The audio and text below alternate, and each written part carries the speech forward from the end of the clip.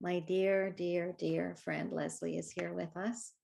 Leslie Ellis. And Leslie is a fellow focusing oriented therapist and an author of a great book called The Clinician's Guide to Dream Work. And Leslie's going to do the grounding.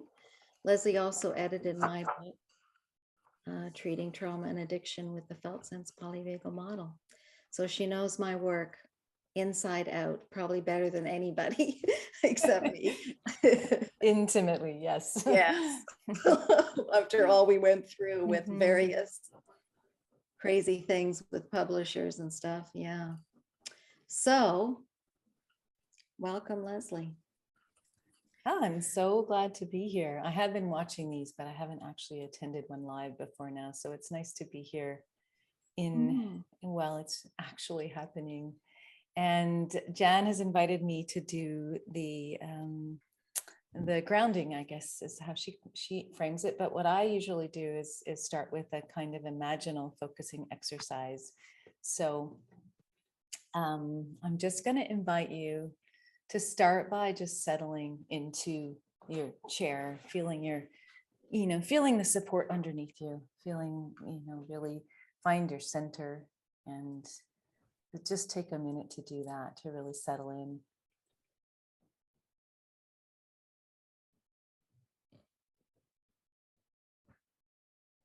Yeah. And then when you feel settled and you're comfortable in your body, you can feel the support underneath you, then just turn your attention inward, just to notice what it's like from the inside. I always like to do this and see if I feel different from the inside than I think I do when I'm just sort of more out there. So just check in with yourself from the inside. And, maybe take a deep breath or two, because we're calming our nervous system. This is a polyvagal theory meeting. Try to extend your out breath when you take a deep breath. Try to let the sympathetic nervous system take over a little bit. And just feel yourself calmly in company with yourself.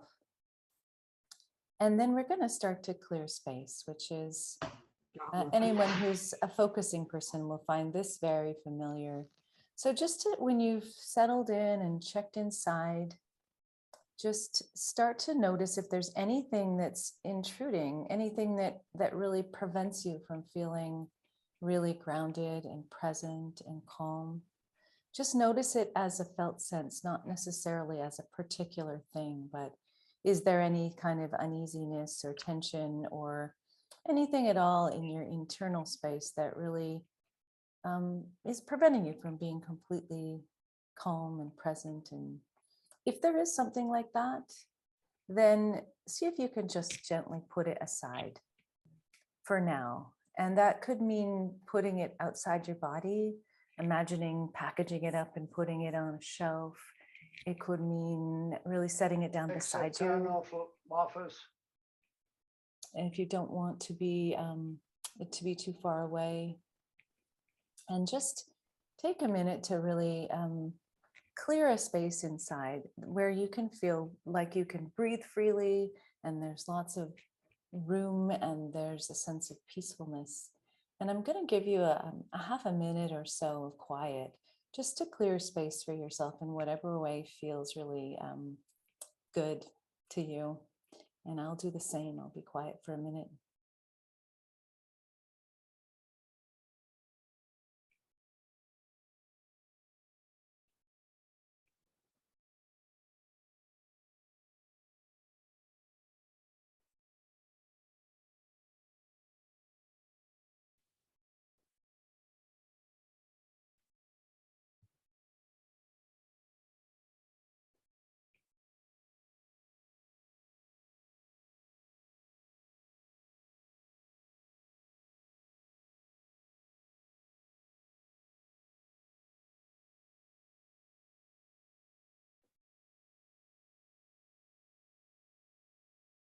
And so just start to finish clearing whatever you might be on.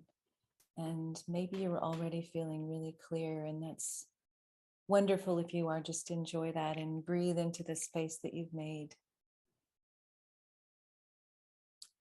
And then start to notice the space you've made inside as something of an empty space or a blank space or a blank canvas. And invite an image, invite a living image, although it doesn't have to be animate, because sometimes living images are things that are objects that we feel are very alive to us. So anything that's a living image to you that wants to show up spontaneously right now, and try not to invent it, try to let it just arrive in the calm and clear space that you've made.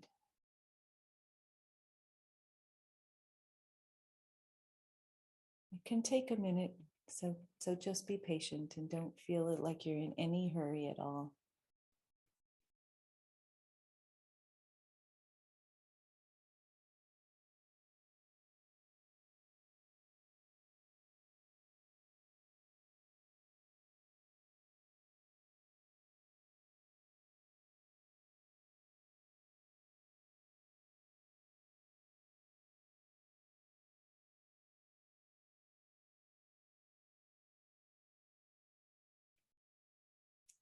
And when you have something that starts to show up, maybe some people have something right away, sometimes something arrives immediately.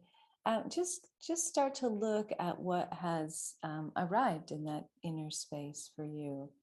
Start to notice if it has an environment, a landscape, or any kind of surroundings. You can dive into it more experientially if there's ground under your feet and smells and weather. So just notice if it comes with an environment. But again, don't invent it. Just if it's there, just really notice it and immerse yourself in it.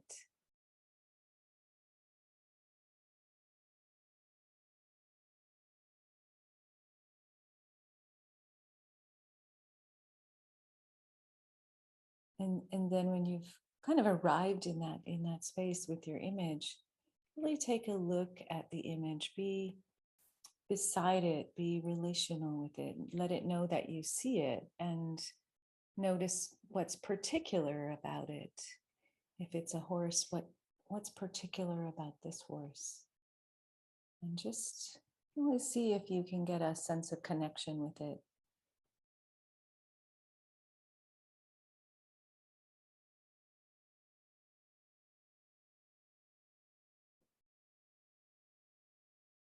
And maybe you can get a sense from it what it's bringing.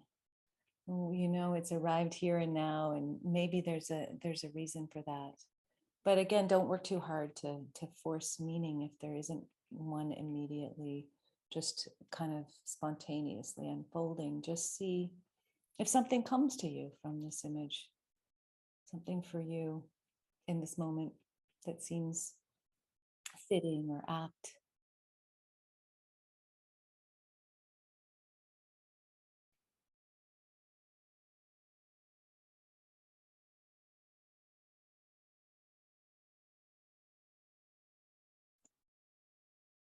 And lastly, just notice the felt sense it brings.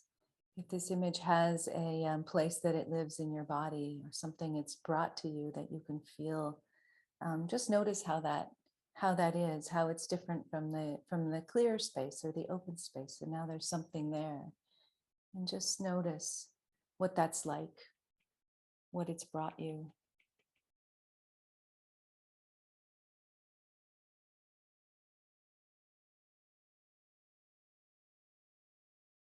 And if it feels good, then you can keep it and just anchor it in your body there, and slowly start to bring your attention back into the Zoom room. Just taking all the time you need to come back and bring your attention into back to your screen.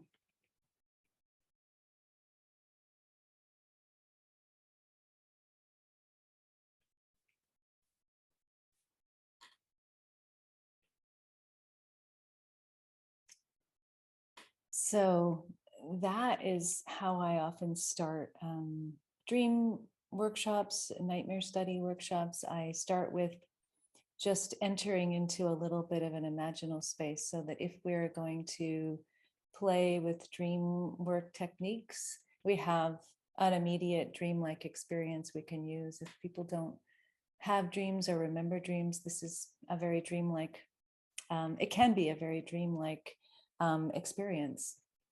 It feels to me like they can come from the same place.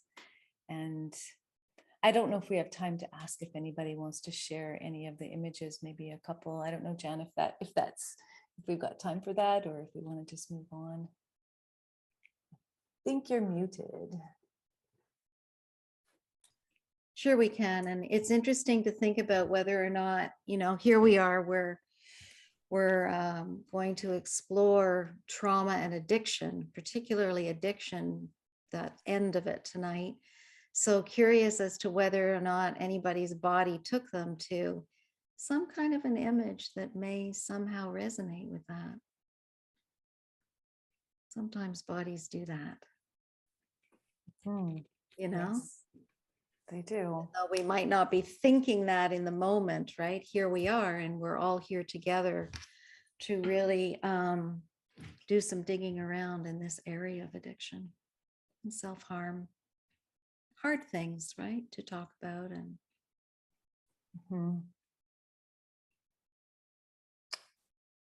you can share in the chat too.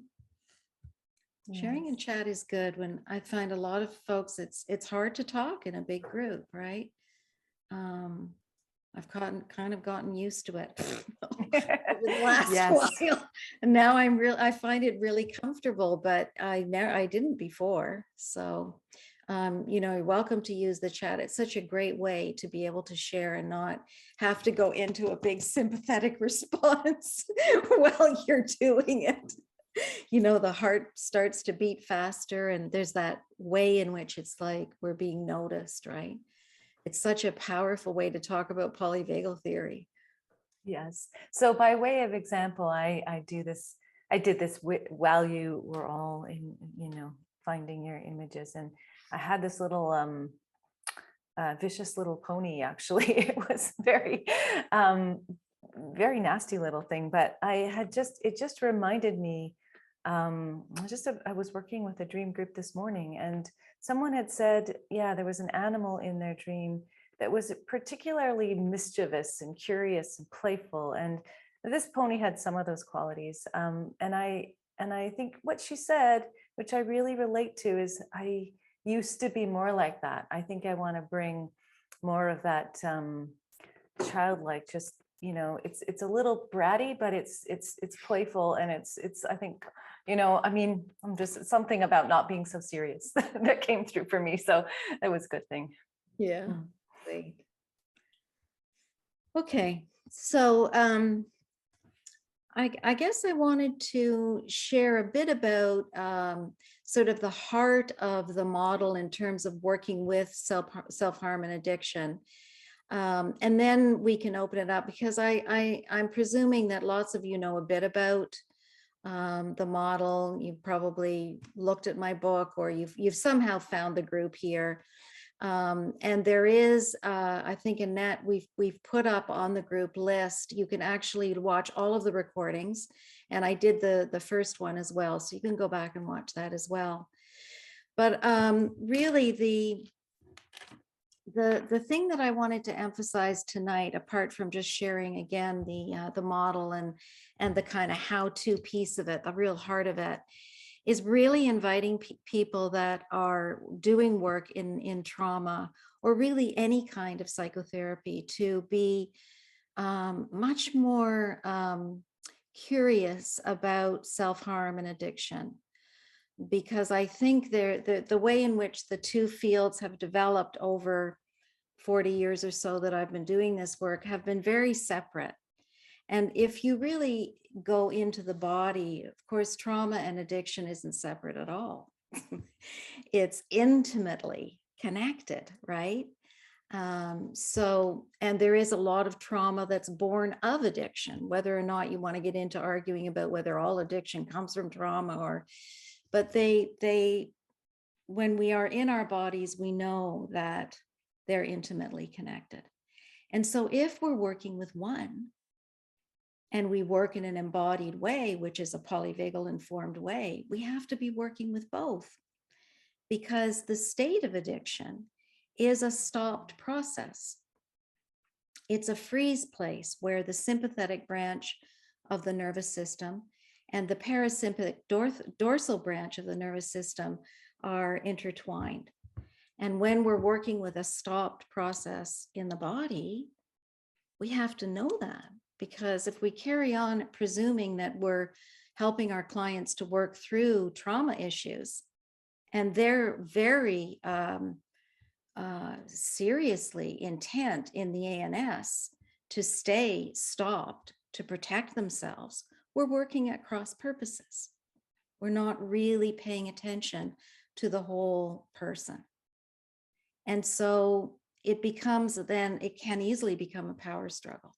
It's like we're encouraging them to open and become more present to experience, and they're very efficiently shutting that down in their nervous system because it doesn't feel safe yet to do that.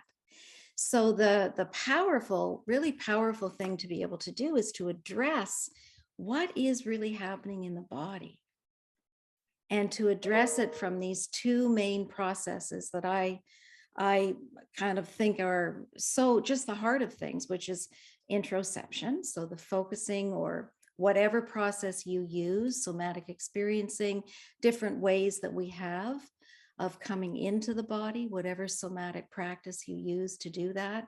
Dreams is another way. And then neuroception, the way that the body is managing to stay safe. So all of what we know about polyvagal theory. And when we work with both of those processes, we're working with the physical body, and we're working with the psychological experiencing. And that makes it such a powerful way of really being able to listen to the process of what's happening for us and for the people that we're helping, that we're being with. And we know again from polyvagal theory that, and other ways of working, that connecting with our own experience and our own body is crucial for being able to stay connected to the person or the people that we're keeping company along the process. So Annette, will you share those, the model and the 3 circles? And this is really, these are the 2 models that I use all the time in my head, and to some extent, to a large extent, with clients over time. And I've really found that if you understand the polyvagal model, the ANS model, and then you apply this model to Patrick Cairns' 3 circles. Patrick Cairns is a guy who has written a lot about sex addiction and other kinds of addiction as well. Really bright man. He does have a pretty traditional disease model of addiction, but I still really, I appreciate so much about his work. And the 3 circles is just such an easy way to work with people. And we need easy ways to work with people when we're working with addictions and self-harming and just bad habits. And what I did is I integrated the ANS into the 3 circles. So let's start with the model, the client version of the 6 Fs. I presume lots of you are familiar with this in my book. I made it 6 Fs just to make it easy for people. We had fun with it. Clients, one person I remember in particular came up with fixate. We were looking for what's an F word for that place where we get stuck up at the top. This is where addictions occur. You'll see with Leslie, as she's been working on nightmares, this is where nightmares occur. This is the freeze place, right? This is a blended state that Steve talks about and is really clear about making the distinction between this freeze place, which is the combination of that sympathetic surge and then the numbing and the folding and shutting down. And that freeze is not the shutdown place. And so when we understand that addictions occur in these intertwining states in the nervous system, and we understand that the whole top half of the model really is where trauma occurs, right? When trauma occurs, when we feel traumatized, we dysregulate in our nervous system to help us to survive. So I love this too, because it really kind of gets away from having to figure out what's the definition of trauma and what's the definition of addiction. And if you just go through the nervous system, it shows you so much in terms of just how bodies function. And so I say this a lot to clients. It's just, this is how bodies work. Bodies will go to addiction when flock at the bottom half of the model, the ventral place of safety, isn't available enough. And it doesn't matter whether there's no objective sense of whether it's safe or not. It's really how our body responds, each person individually, right? So you can have one kid in a family that feels fine about the family being having particular expectations about how they're supposed to develop and be in the world, and what kind of education they're supposed to have, and what profession they're supposed to be in, and blah blah blah. One kid does fine, the other kid struggles with addiction. You go, what's going on here? What happened? Well, that kid is a whole different person, and that child in this family feels traumatized by the expectations because they don't fit into them. So understanding how each person's body responds, and then through a polyvagal lens, we don't see addictions as disease. We see them actually as protectors. And this is something that, isn't a new idea. It's something that we knew 40 years ago as feminist therapists, or whoever somatic practitioners. Lots of other cultures, indigenous cultures, saw and understood addictions as protective ways of managing overwhelming, scary things that happen that should never happen to people. And so it doesn't really make sense then to think of addictions as a disease if they protect you, because diseases clearly don't protect you. It makes sense to think of addictions and self-harm as what I call propellers.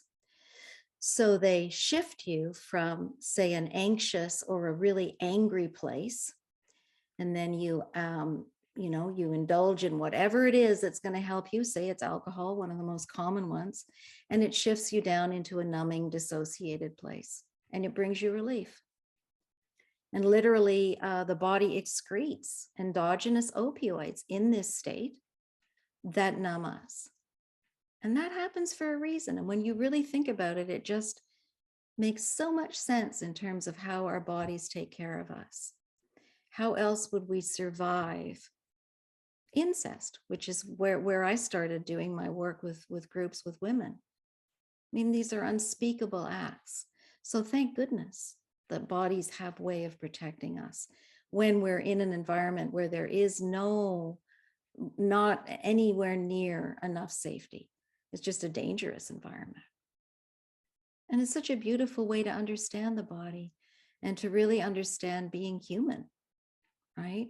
That our bodies do really have these very efficient sort of backup plans as ways of taking care of us. And it can also work the other way. So if you tend to live more in a dorsal shutdown place, things like cutting the body, for example, shift us into a highly sympathetic response.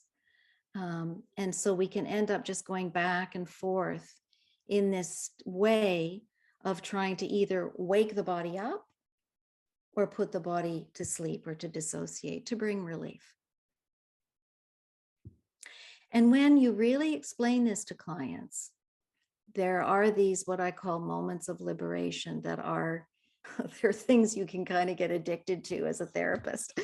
It's really truly amazing to see how people, when they really get that that's just your body doing what it was designed to do, you can see this tremendous shift that brings people actually down into flock, into a ventral place of connecting with you and rapidly healing shame.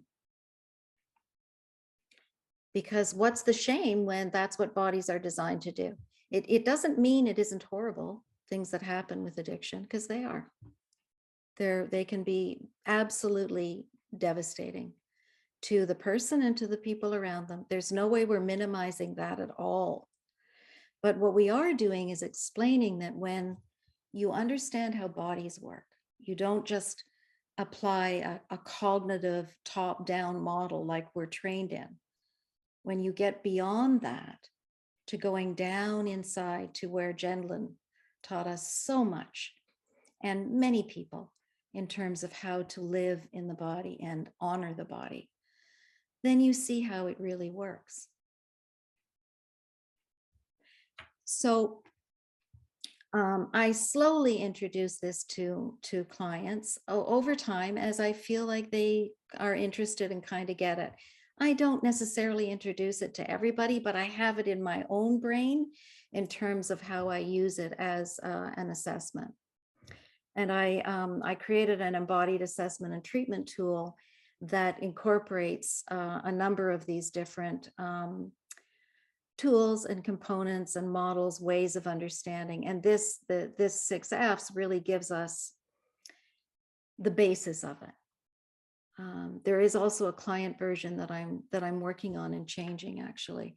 It's interesting how in this work is really pioneering work, and we're all just kind of making our way and asking new questions. And I think those of you who might have been at the last one of these, I think it was Rob actually who asked about,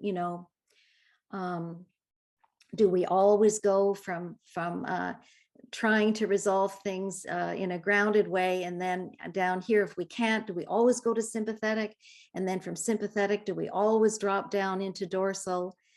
And we're exploring that. I actually talked to Steve Porges about that, and you can read about that on the group website. We can talk about it more if you want to. But there are all these ways that we don't know, and we're thinking it through and asking each other, and it's very exciting in that way. So the 3 circles then becomes a very pragmatic way of working with this stuff, and that's important because when you're stuck in addiction, deluding yourself and lying about things is just what you do. It's just, again, it's just people feel tremendous shame about it. But when you understand that it's just what you have to do to survive, it really can just very quickly, actually, not always, but often, just remove the shame. When you see that, oh yeah, people lie, of course they do. They have to, because you have to keep it a secret. It's not something you go around boasting about, because it's probably close to the worst thing you can do, right? In this very kind of hyper-masculine, individualistic culture that we live in, that's, really toxic, right? So to be dependent, to be in that place where you can't ground yourself, it's like infantile, it's shaming, especially for men. So here in the inner circle is where this fixate place is, right? The combination of the red sympathetic and the gray dorsal. I just made them those colors because it seemed to fit with the state.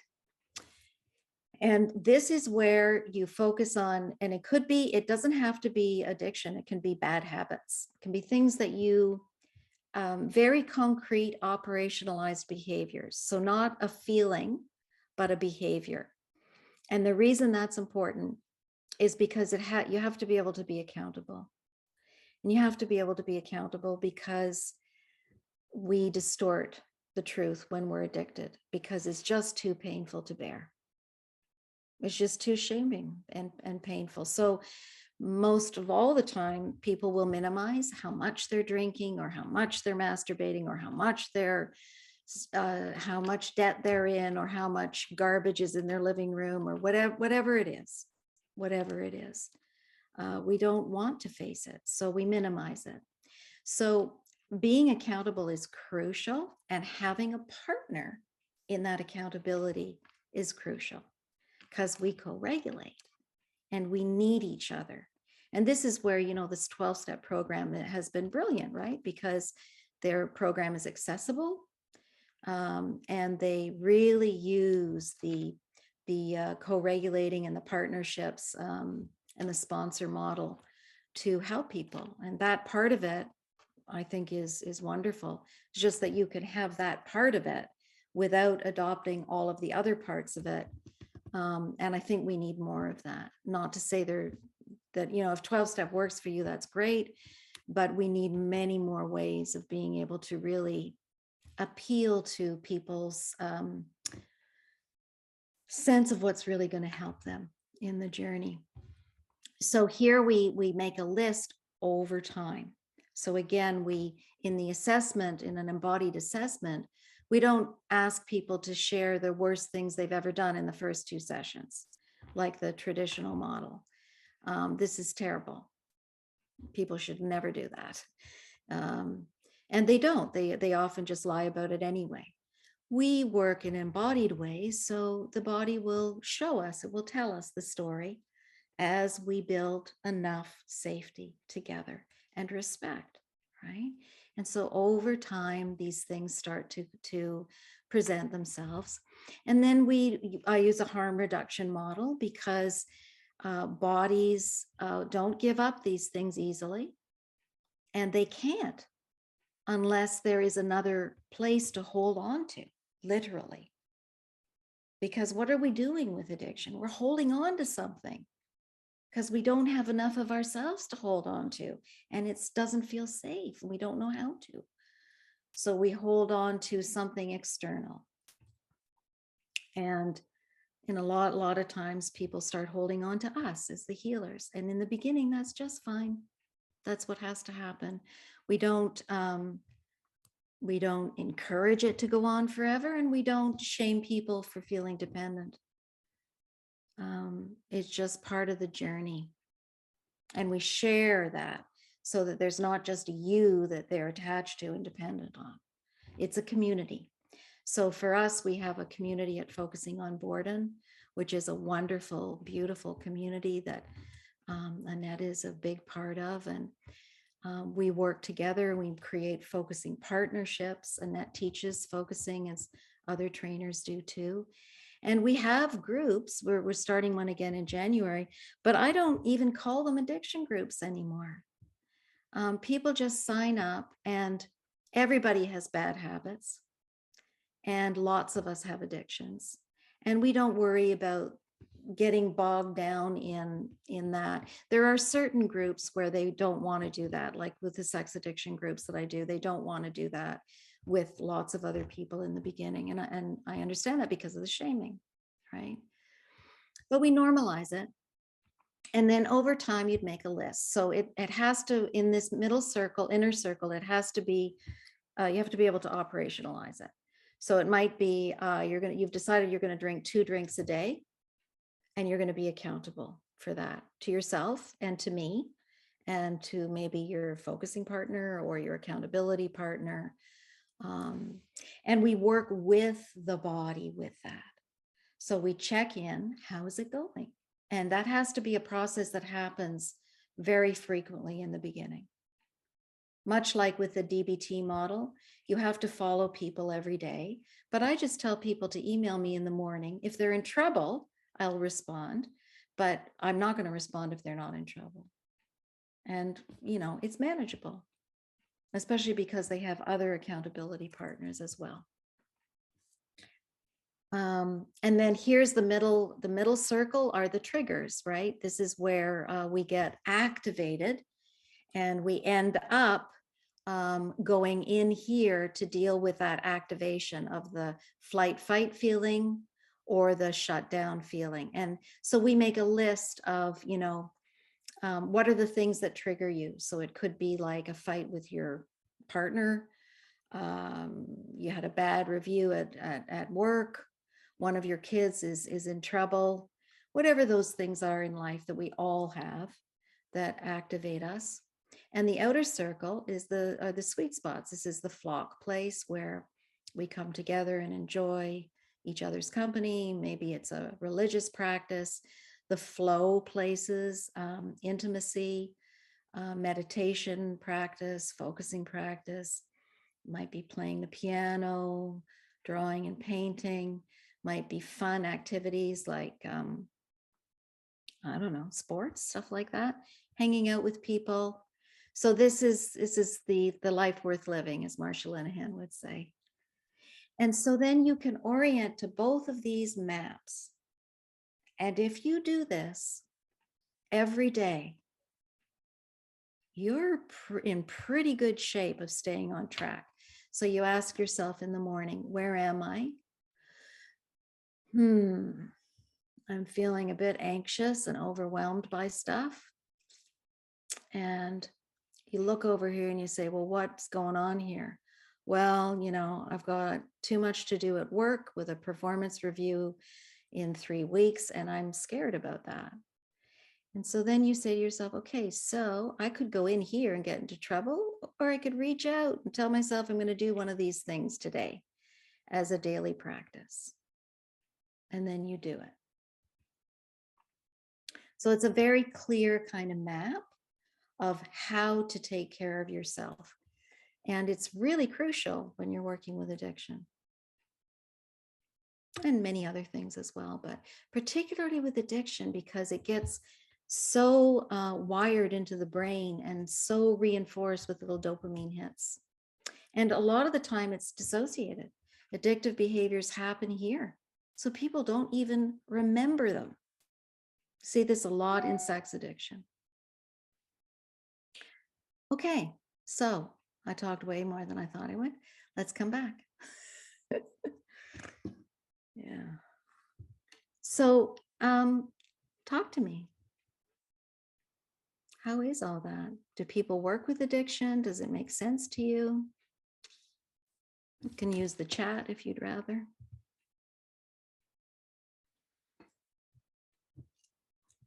What brought you here tonight?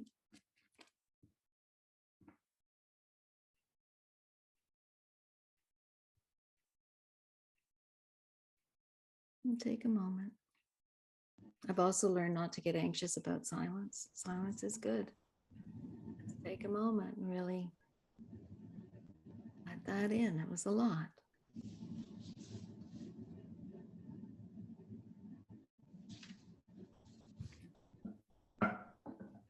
Jan, I'm just going to give you my little living image from Leslie because I think you'll like it.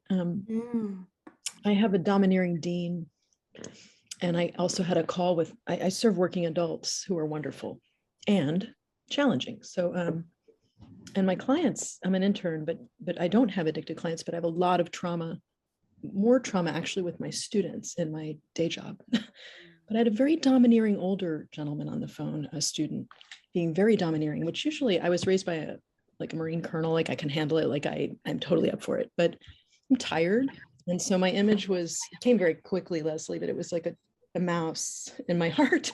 And it was just, very shaky and just very shaky. And when Leslie asked about a particular feature, its eye was so bright and so keen. And that was what I kind of thought about the mouse and everything you're talking about, that addicted people struggling with addiction, afraid, unsafe, they're still very keen-eyed. There's something really wise, in what you're saying about seeking safety. They are seeking safety. Even in your shaky being is what came to mind in your book. Yeah, Jenlin's shaky being. There's a wisdom, there's a keenness, there's an awareness, even, right there where it's shaky. Yeah. And I often find too that people that struggle with addiction are really sensitive individuals. I don't know. I just find that that tends to go together, that people are very sensitive and they feel deeply. And that's also part of why it's you have to find a way to numb it, because it's just so intense. And if you've had a lot of painful experience, those experiences are so intensely painful, you know. But you bring up a good point around not working with addiction. And what I really want to encourage you to do is to ask. Because if you work with trauma, what are the chances that you work with addiction? I would argue they're pretty high. Because how else are people coping? Well, they may be coping through just dissociating. I've certainly seen that. But very often they are addicted and they're just not telling you, because it reminds me so much of the early days with incest and sexual abuse.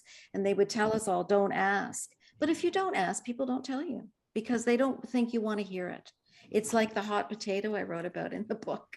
You know, I've got this horrible thing and I don't want to tell you because, well, first of all, I could hurt you, but also, what are you going to think of me? So I'm not telling you. But then what happens? You're not actually working with the body and what the body's busy doing, protecting itself by not letting you in. So, and then you get into these power struggles with people, which is just terrible, and it shames the hell out of them. I think a lot of addiction treatment is very shaming. And that's a terrible, a real mistake. Getting into that place. So I think, you know, I think a lot of times people, we don't ask because we also don't know what to do. What do you do when somebody tells you, well, yeah, then you have to have a way to work with it, right? Or you have to have somebody that you can refer to that you feel is going to be able to genuinely be respectful and to be helpful.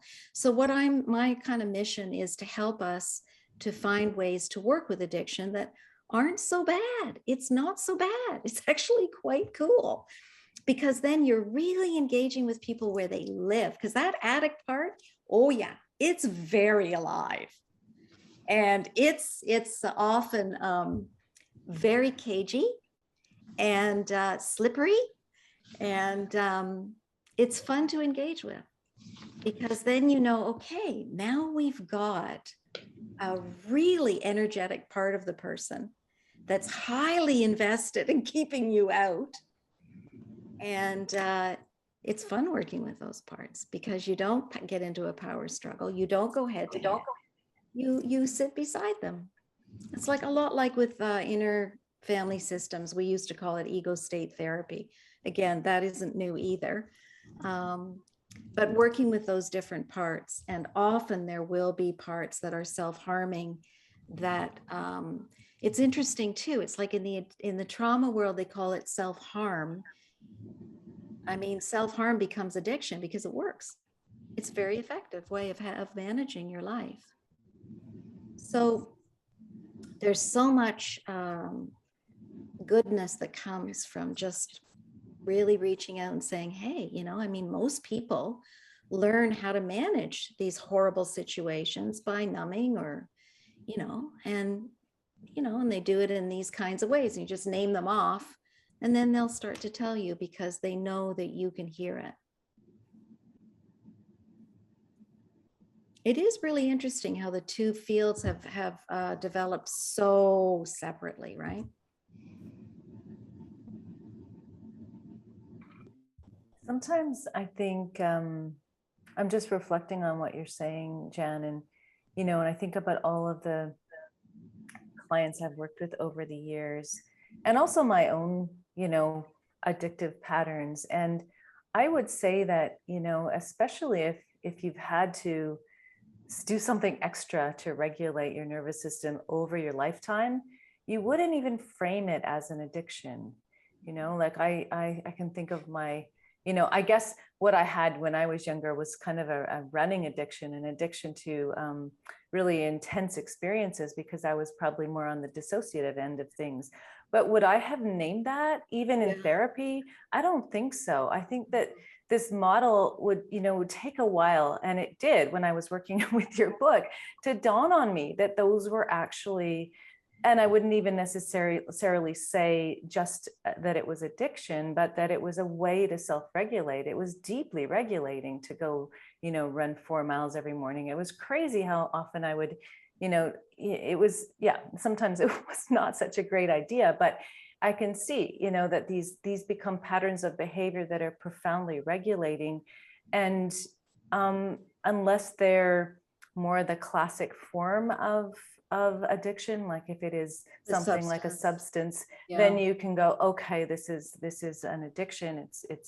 It's bad, but it's I feel like there's such a wide spectrum of things that people will do to self-regulate, and almost think that the word addiction kind of is so loaded that if you instead say, what kind of things did you do to self-regulate and to, balance your nervous system, then people might be more forthcoming. I know that it would feel less difficult and more like, oh yeah, that's why I did this. And it's easier to kind of accept in yourself and to tell others about.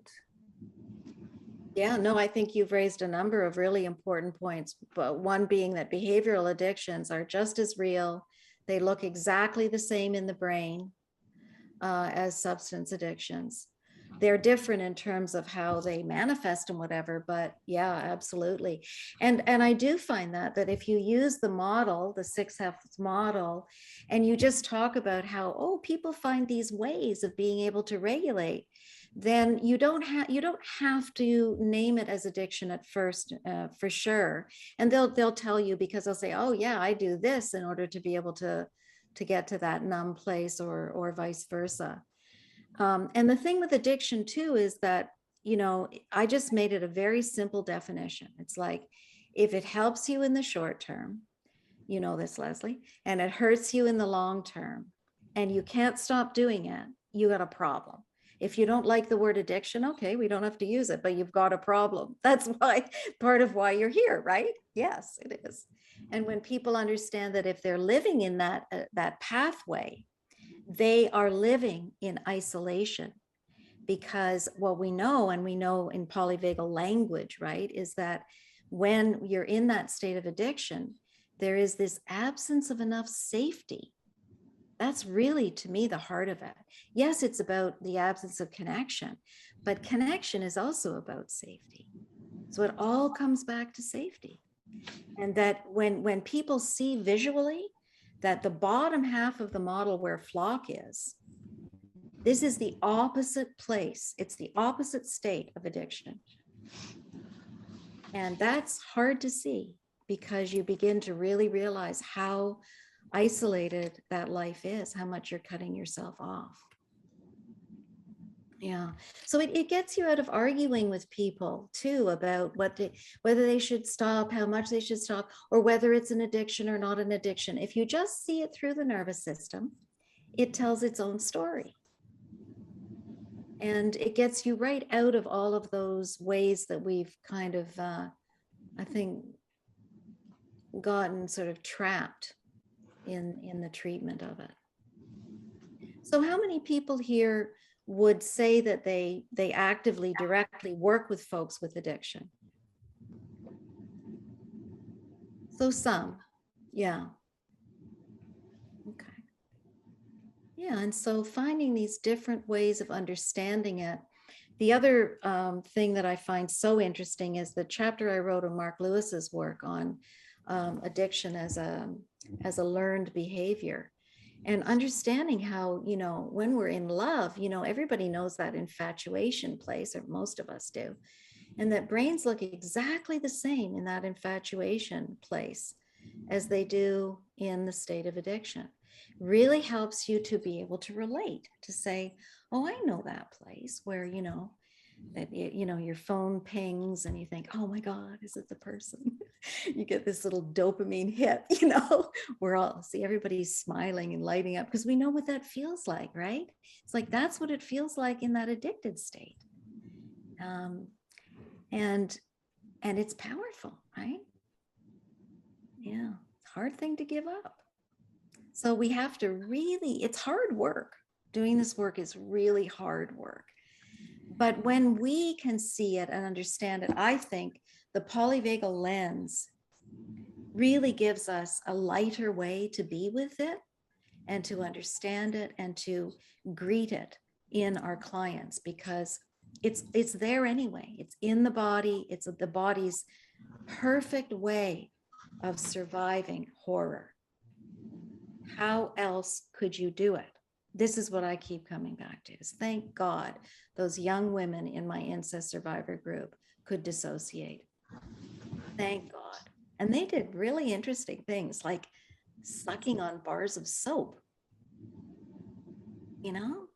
But, you know, when you think about it, that really brings you into a full-on immediate experience that blocks out everything else, right? It really does. It's very efficient. Yeah. As is cutting. But, you know, these are also things that nobody wants to talk about, right? It's like kind of, ooh, stinky, really shameful. So there's a lot that feels really wonderful about helping people with that. It's a real gift. It's a huge, huge gift you can give to your clients, to really believe it in yourself. That's just how your body, that's how bodies work. That's what they do. They look at me like, what? Yeah, that's what bodies do. In those situations, that's what they do to help you. Thank goodness they did. And now it's a big problem. And we have to work with it and fix it, because now you're really screwing things up. But back then, wow, what would you have done otherwise? Would have died. Jan, I wish we could just, you could do exactly what you just did to the entire US military. Oh. Meaning, sorry, just all the lovely traumatized, you know, like all the lovely traumatized people. Yeah. Just putting it that way. Takes Yeah, the shame and the fear and the shame and fear on top of each other out of it. Yeah. I know. It's amazing, really. And you really do see this in your clients. They really do start to believe you when you believe yourself about it. And that's magical. Yeah, that's why it's actually a wonderful thing to the work to be able to do it. Kind of flips it around from being so ugly and hard and you get into power struggles. Why don't people will often say, I don't want to do that work. That's like, this is, who wants to argue and check up on your clients and all this? But it isn't that at all. When you know how to go into the body, then you just understand it in a totally different way. In a way that is a huge gift to the people that we work with. So if you're interested, come check out my Heidi. Hi. Hi, Hi. Heidi. Hi. Hey, Jan. Hi, I'm so Heidi. happy to be here. As you know, I love your book so much. And I have a question I've been dying to ask you ever since I started reading it. Yeah. But it feels vulnerable and risky, and it might be hard for me to put the pieces there. Oh, do you want to write them? Would it be better to write them in the chat, or maybe you No, can? I think I have it. I just wanted to say it's vulnerable, Oh, and I'm going to try to go slow. okay. And starting with how grateful I am for the model and how much it pulls together, even for people who, like me, don't directly work with addicted populations or even in a way with traumatized populations, at least in an explicit way, because it's hard to say any of us are not working with trauma, you know. Especially now. but I didn't come to any of my study of psychology and neuroscience or polyvagal things with a feeling of needing to know more about trauma, but with more of a feeling of needing to know how we work. Mhm. And then it all flows together. And I feel also so grateful for that piece you mentioned early about Indigenous knowing, Mhm. and a way of holding addictions as protectors. And I would love, separate from this, to know a little bit more about that, because that feels really important to other work I'm doing. The part that I'm wanting to ask about is, and someone said, the things that people said here really helped me to find the words for the question. And it's a complex one. It feels like my brain forgets, it's an implicit intricacy, or is it an intricate implicity, or is it always both? Implicit intricacy, yeah. Chandlin. From Yeah. Jen. And it feels like there's a way that saying that, because this has been holding in my body since I read in your book, how does it feel to say addictions always come from trauma? And it feels two entirely opposite ways, in a way that Jean talks about. Two people can have opposing theories and both be right, which really doesn't make sense in a way. And especially now, how can people who say the vaccine is safe and those who say it's not safe both be right? No, one's right. It's really hard to even sit with that. Yeah. But there's a way in which how it feels as if the model is taking away judgment and pathologizing and objectifying and making a person an it. And it's an I-it relationship in the pathological model, and in your model, and in others I'm hearing about. There's this warmth and reclaiming personhood and subjecthood in an I-thou relationship, and being held. I guess the first words that came from all this was a compassionate witness. Mm-hmm. The model and you, and the way you embody it, is saying things like you suffered, and there was wisdom, and of course, and I see what happened, and there's a sense in all of this, Mm-hmm. and all of that. And then there's a way in which I've seen people speaking from this model, and it goes from this warm, I wrote it down, embodied, rich, complex knowing, a bodily knowing with layers of nuance and complexity, and it becomes shoved into this cold, hard knowing of this is true, and if you say it's not true, you're wrong. And there's a way in which there's a specific moment I witnessed on a podcast, and there was a YouTube video so you could see the interaction, and I only saw a brief bit of it, but the host is a man who has a lot of followers and is really smart, but is really open, really adventurous, really available. And he was talking to a guest who was talking about this kind of a model that sounds so compassionate, and was really engaged. You know what? A part of my body just said, please pause now and check in. Are you following me? Somewhat. Okay. Well, yeah. All right. How about then I feel like, okay, I'll say the next few pieces, and I think my question will be clear at the end. Okay. My wondering, or I don't know. I'm holding this as a tension and a sense of shrinking, and a sense of being, well, I have the question, or the something. So the host was really interested in these ideas and these theories that this guest was presenting. And the ideas were very compelling. The guest had he didn't match the host. The host, I've noticed consistently, it's very open and interested and accessible, available. When people will say, you should read this, he'll write it down. There's not, it's rare in this kind of a host who has the kind of following that he's that engaged and open and taking in. And it was apparent in the video. And then the guest was not meeting in that same place, was sort of depressed, kind of dead-eyed. And then there was a moment where things changed, where the guest went from explaining the model to confronting the host.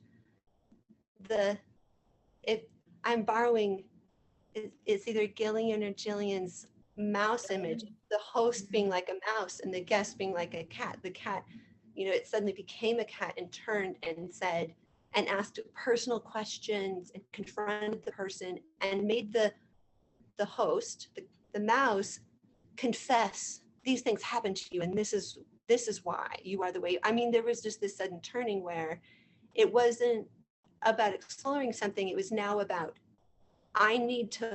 the compassionate witnessing model became, I need you now to admit that I'm right. And whatever holding of your own knowing and your own experiencing and your own explanations, we're sweeping those away, and I'm overpowering and strong-arming you. Mm-hmm. And Yes. ever since then, and I've witnessed this many times, and whenever I witness this, it's very troubling to me, because my wanting in my body is, I want to know people will be believed. Whether or not they agree with powerful people, whether or not they agree with their therapist. Well, I think I may even know what you're talking about, maybe. And, Gendlin would say, right, and this is part of the model, my model, Gendlin would say, you take all that you know in terms of theory, all that we know here too, about polyvagal theory, the whole thing, and we don't put it in front of us, we put it beside us. And then we are just here with this other person in this very vulnerable state where we're co-regulating with a sense of holding space as the therapist. But what my Jen never interpreted somebody's experiencing, right? It's a theory. The theory that you might pull out and offer. You might say, I wonder if this is about this. And then it's always comes back to the client's body. Does it feel right in the body?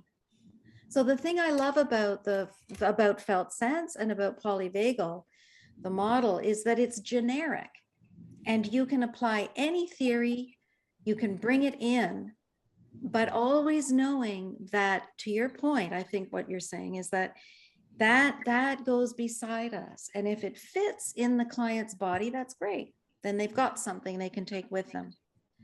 And if it doesn't, then it doesn't. And I'm not the expert on interpreting your experience.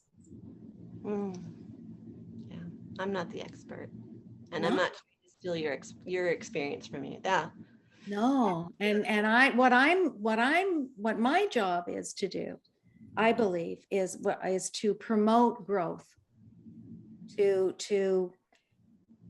help a person connect with their ventral energy, their felt sense.